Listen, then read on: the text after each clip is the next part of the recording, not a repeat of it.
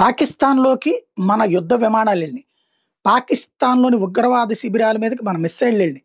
పాకిస్తాన్‌లోని ఎయిర్ బేసుల్ని మన విమానాలెళ్ళి పేల్చొచ్చినియి. ఇయన్నీ చేయడం అంటే ఆ దేశం మీద యుద్ధమే. కానీ నోరు మూసుకొని ఇతర దేశాలన్నీ ఎందుకున్నాయి? ఎందుకు మీరెళ్లి పాకిస్తాన్ మీద యుద్ధం చేస్తున్నారు ఎందుకనలేదు? We have the right. హక్కుంది. ఎందుకుంది హక్కు అంటే భారతదేశానికి సంబంధించినంత వరకు ఈ దేశ భద్రతకి భంగం కలిగించే ఉగ్రవాదులకు అక్కడ బహిరంగంగా ఉన్నారు కాబట్టి మేము ఉగ్రవాదులనే చంపాం.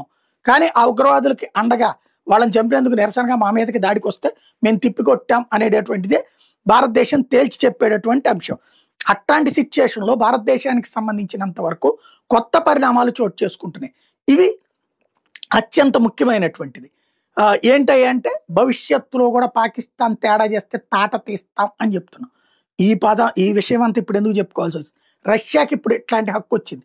బ్రిటన్ ఇచ్చినటువంటి షాడో క్షిపణులు, అమెరికా ఇచ్చినటువంటి తోమార్ క్షిపణుల్ని ఇప్పుడు రష్యా మీద వాడింది ఉక్రెయిన్. దెన్ రష్యా అణుబాంబులేసినా తప్పు లేదు. అణ్వస్త్ర సహితమైనటువంటి ఏ బాలిస్టిక్ మిస్సైల్స్ ఐసీబీఎంస్ అంటే ఇంటర్ కాంటినెంట్ బాలిస్టిక్ మిస్సైల్స్ వాడినా తప్పు లేదు. ఇక అలాంటిది వాడేందుకు హక్కు ఇప్పుడు ఆ దేశాలు ఇచ్చినట్టయింది. అలాగని ఆ దేశాలన్నీ వచ్చి యుద్ధం చేస్తాయా? చెయ్యవు. ఇదే కీ పాయింట్.